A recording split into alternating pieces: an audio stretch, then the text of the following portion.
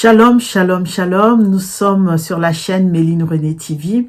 Dans l'émission J'avance avec Jésus-Christ. Je tiens vraiment à saluer tous ceux qui se sont abonnés à cette chaîne. Ceux qui ne sont pas encore abonnés à cette chaîne, vraiment, je vous invite à vous abonner. Et surtout, n'oubliez pas d'activer la cloche de notification afin de recevoir les prochaines vidéos. Donc, nous sommes sur la chaîne Méline René TV dans l'émission J'avance avec Jésus-Christ. Nous sommes dans nos enseignements sur la parole de Dieu. Donc, nous reprenons. Mais nous n'avons pas oublié qu'il y avait une suite. Il y a une grande suite, on va dire. Il y a beaucoup de choses à dire concernant la parole de Dieu. Je vous laisse avec le générique et je vous retrouve tout à l'heure.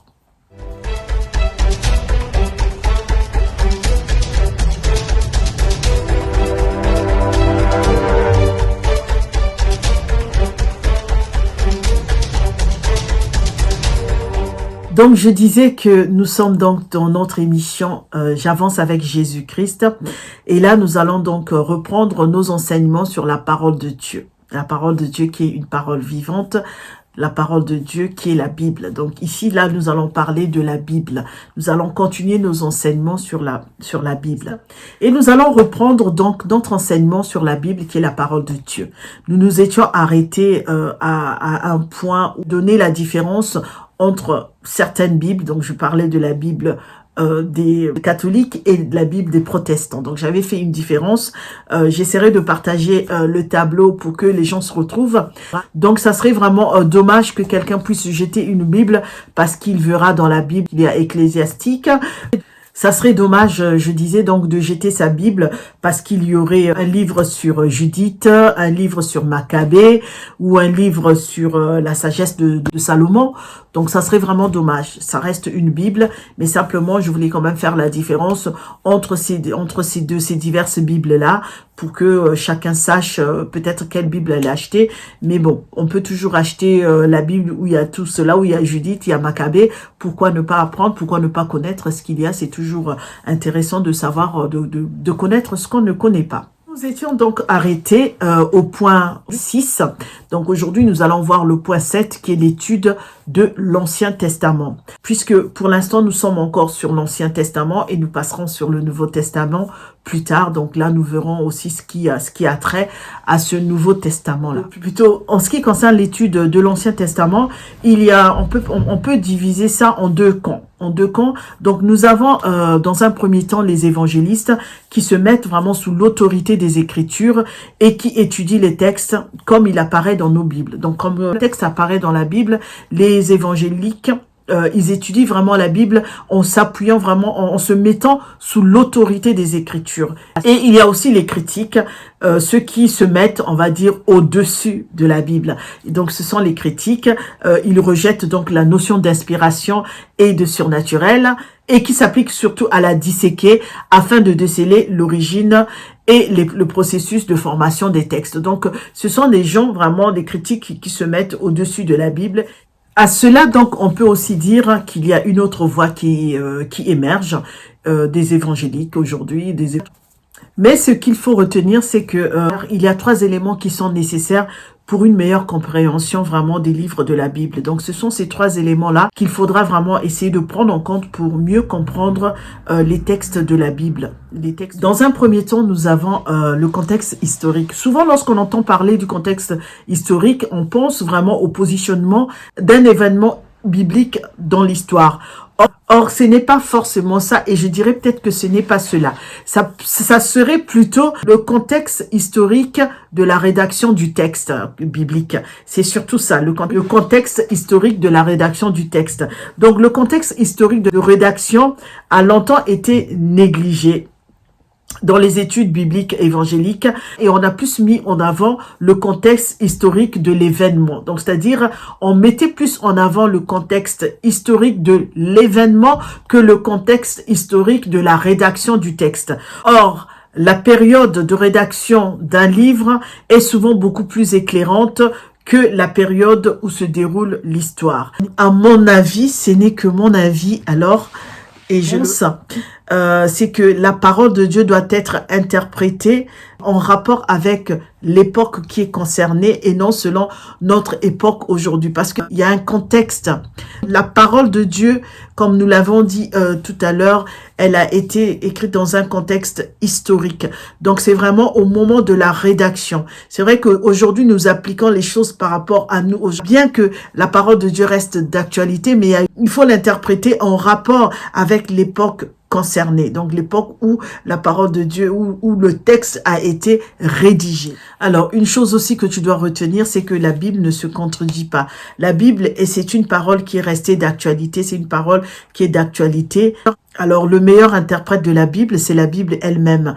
Parce qu'un homme peut se tromper en interprétant la Bible, en voulant interpréter la Bible à sa manière. Mais vraiment, le meilleur interprète de la Bible, c'est la Bible elle-même. Parce que Dieu, quand il a voulu véhiculer ce message, il savait, il a été clair. C'est une parole qui est claire. Ce n'est pas une parole qui est paradoxale. Ce n'est pas une parole qui est contradictoire. Mais c'est une parole que Dieu nous adresse. C'est plutôt la parole de Dieu que Dieu nous adresse, elle est claire. Nous avons aussi l'analyse littéraire. Le deuxième point, ça sera l'analyse littéraire. Le deuxième point, c'est l'analyse littéraire. Et nous savons que les textes de l'Ancien Testament sont divisés en deux grandes catégories littéraires. Nous avons la prose et nous avons la poésie. La prose, selon le dictionnaire Larousse, serait la forme ordinaire du discours écrit ou parlé. On assujetti aux règles du rythme et de la musicalité propre à la poésie. Dans l'Ancien Testament, nous trouvons également de la poésie. Donc, nous trouvons dans l'Ancien Testament vraiment 6 genres littéraires. Nous avons le genre narratif qui raconte des histoires et des récits. Nous avons le genre législatif qui régit l'ordre du sacré. Nous avons le genre dévotionnel qui contient des prières et des chants.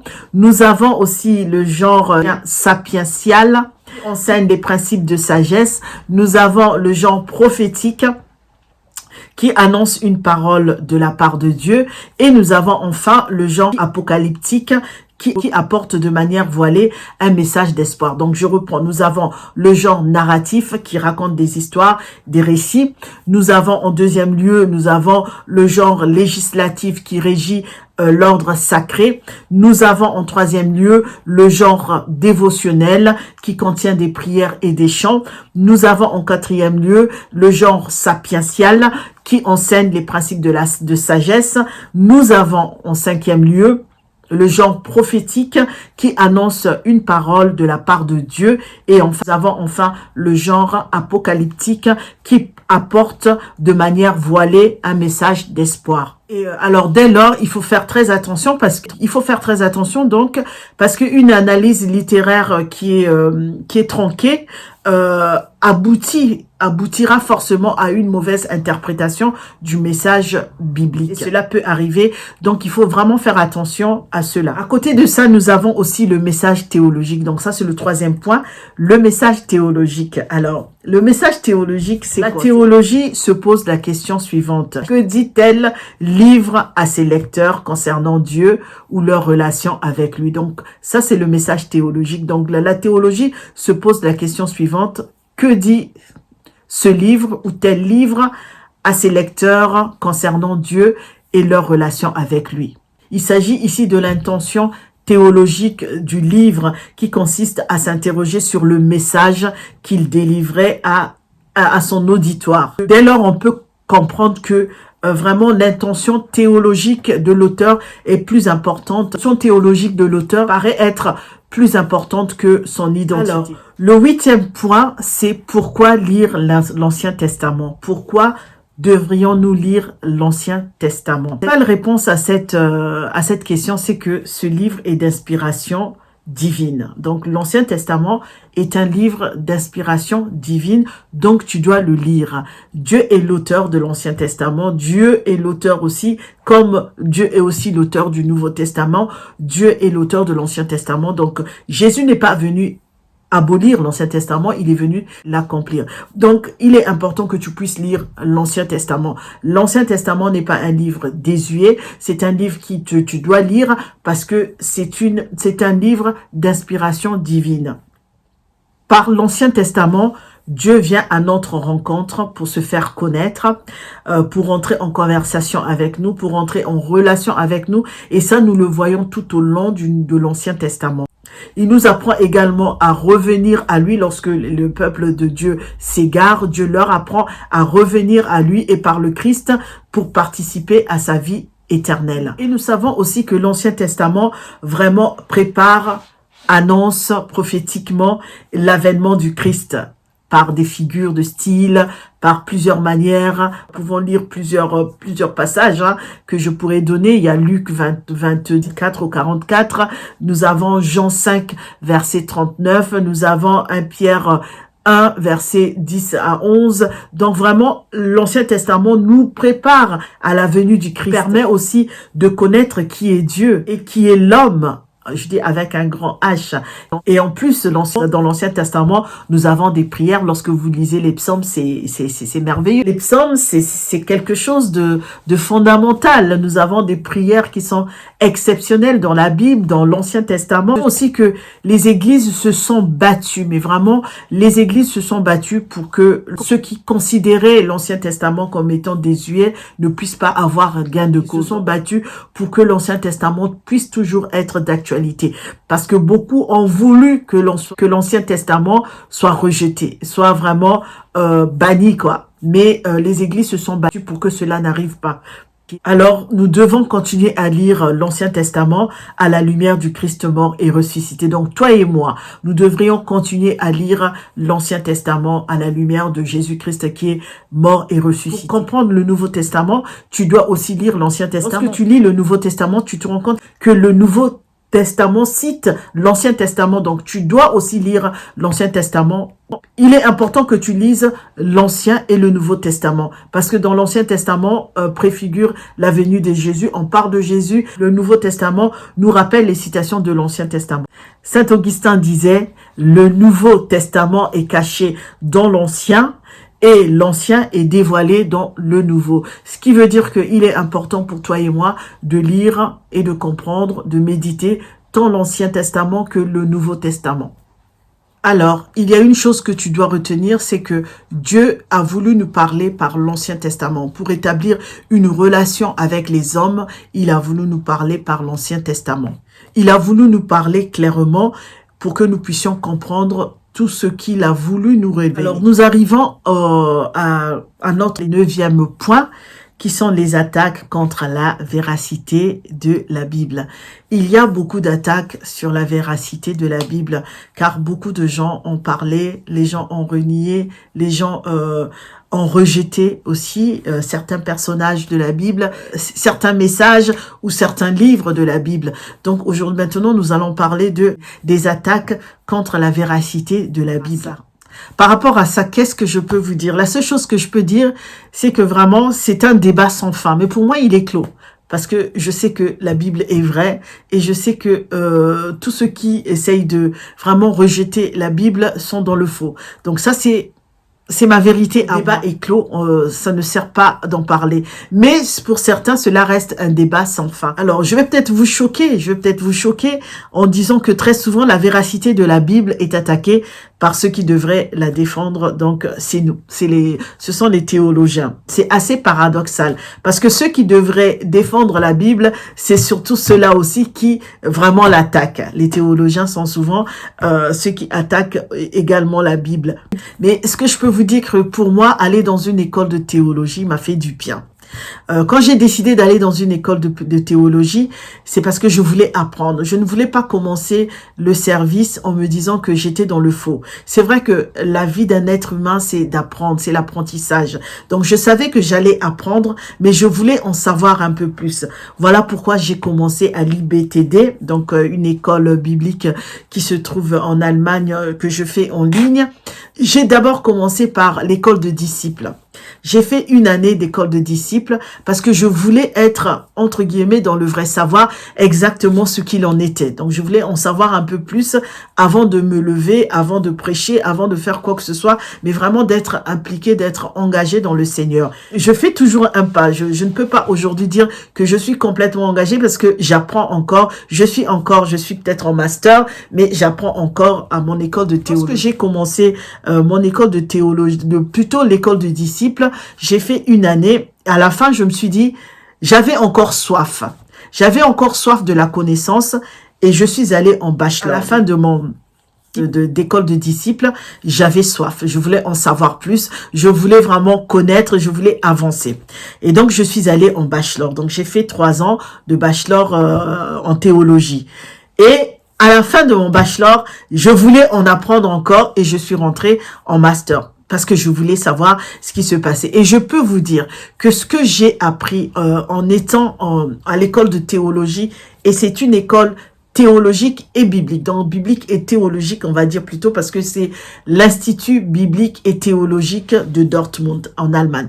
Donc, j'ai vraiment appris beaucoup de choses et je continue d'apprendre. Et c'est ce que je souhaiterais à chacun de nous. Je ne vous demande pas de faire des études de théologie, mais au moins aller vers la connaissance, chercher la connaissance, parce qu'on nous apprend beaucoup de choses, ce qui évitera de nous égarer. Cette école de théologie et biblique et théologique m'a appris énormément de choses qu'aucune personne de ce monde ne pourra m'enlever parce que cette connaissance que j'ai acquise, elle restera en moi. Donc, lorsqu'on parle vraiment des attaques contre la véracité de la Bible, je sais une chose, c'est que certaines personnes nient l'existence des patriarches comme Salomon, David, Jésus, Paul.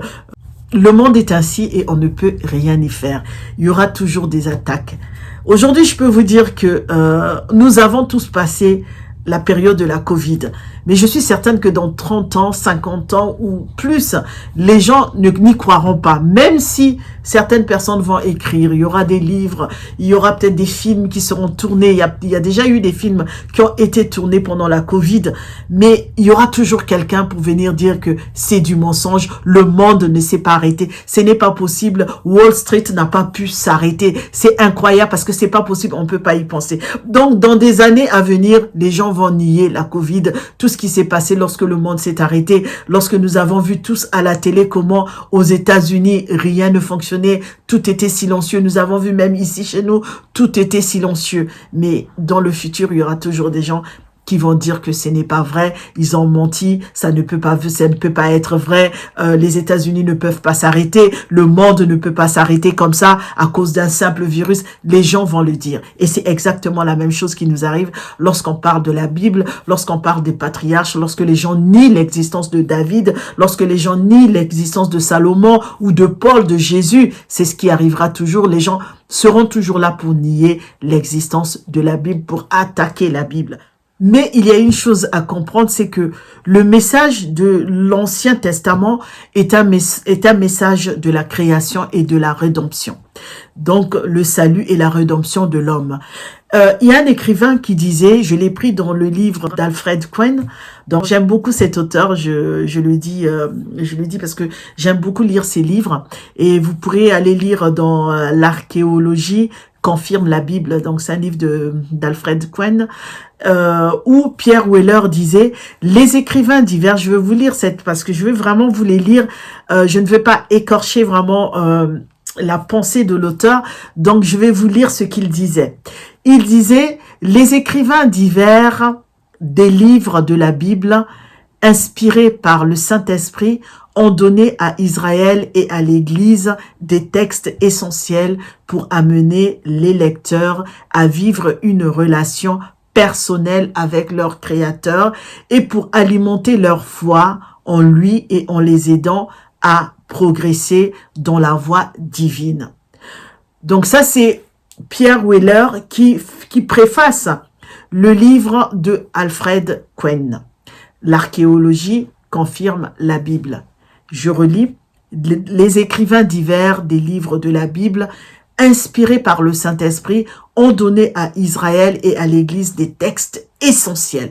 Donc, ce sont des écrivains qui ont écrit la Bible, qui ont été inspirés par le Saint-Esprit et ils ont donné à Israël et à l'Église des textes essentiels pour amener les lecteurs à vivre une relation personnelle avec leur Créateur et pour alimenter leur foi en lui, de les aider à progresser dans les voies divines. Mais à côté de cela, nous avons certains qui ont vraiment attaqué la Bible. Je vais prendre juste un exemple. C'est Finn Kelsten, donc c'est un archéologue qui a ruiné l'autorité de la Bible par ses affirmations négatives. Mais il faut savoir une chose, c'est que la communauté archéologique dans son ensemble a rejeté la chronologie qu'il a proposée pour la céramique, pour rejeter l'existence de David et de Salomon. La position d'un archéologue ne suffit pas, mais elle doit recevoir l'approbation de ses pairs, ce qui est sagesse. Donc c'est juste pour dire que celui qui veut ruiner l'autorité de la Bible par ses affirmations négatives en archéologie est lui-même contesté dans le milieu archéologique. C'est un milieu qui a rejeté ces affirmations. Donc ça veut dire que il essaie de démontrer que David et Salomon n'ont pas existé par rapport à l'archéologie. On se rend compte que il est lui-même contesté par le milieu archéologique qui ont même rejeté toutes ces affirmations-là. Ces affirmations qui lui permettent de rejeter l'existence de David et de Salomon ont été rejetées par ses pairs. Voilà. Ainsi donc, ne soyons pas ébranlés dans notre foi. Quel que soit ce que l'on dit, quel que soit ce que l'on fait, ne soyons pas ébranlés dans notre foi, en mettant en doute l'existence d'Abraham, en mettant en doute l'existence de Moïse, de David, de Paul, de Jésus ou de X et Y. Arrêtons cela. Nous savons une chose, c'est que la Bible est vraie. Ce qu'il faut retenir, c'est que la véracité de la Bible est d'abord une histoire du salut qui nous transmet le message divin. Donc, c'est ce qu'il faut retenir. Retenir que que la véracité de la Bible est d'abord une histoire du salut. C'est d'abord une histoire du salut qui nous transmet le message divin, le message qui vient de Dieu pour la rédemption de l'homme. Et j'aime à dire donc que ce livre a été rédigé par une dizaine de personnes. Il a été traduit par des centaines, imprimé par des milliers et lu par des millions de personnes. Donc c'est un livre extraordinaire, c'est un livre unique, c'est un best-seller universel et ça restera le livre le plus vendu au monde, le livre le plus lu au monde. Donc toi qui es en train de te poser des questions sur la véracité de la Bible, sache une chose, c'est que la Bible est vraie, le message qui est là-dedans, c'est un message qui est vrai, c'est un message qui est réel pour la rédemption de l'homme, pour le salut. Il y a l'histoire du salut du début à la fin. Alléluia. Donc, toi, ne te pose pas de questions. Reste attaché. Reste attaché. David a existé. Abraham a existé. Salomon a existé. Jésus a existé. Paul a existé. Tiens-toi à cela. Nous savons tous que l'origine d'un livre, c'est l'écriture. C'est ça qui donne un livre. Pour que ça soit un livre, c'est l'écriture. Il faut qu'il y ait quelqu'un pour écrire. Il faut qu'il y ait les écrits. Il faut qu'il y ait la transcription d'une pensée. Alléluia. Nous sommes arrivés à la fin de notre étude. Et pour aujourd'hui, nous continuerons la prochaine fois. Que Dieu vous bénisse tous. Que Dieu vous accorde ce dont vous avez besoin. Et vraiment, n'hésitez pas à me poser des questions. N'hésitez pas, surtout si vous avez des thèmes sur lesquels, des sujets sur lesquels vous souhaiterez que nous puissions discuter. N'hésitez pas aussi à me les faire parvenir et puis on verra comment on peut faire. Donc pour ceux qui ne sont pas encore abonnés, n'oubliez pas de vous abonner, activez la cloche de notification également afin de recevoir les prochaines vidéos. Partagez la vidéo, likez également et nous nous retrouvons la prochaine fois. Que Dieu vous bénisse, que Dieu soit avec vous. On se retrouve la prochaine fois pour un autre message. Nous allons toujours continuer dans sur notre thème, la Bible comme étant la parole de Dieu.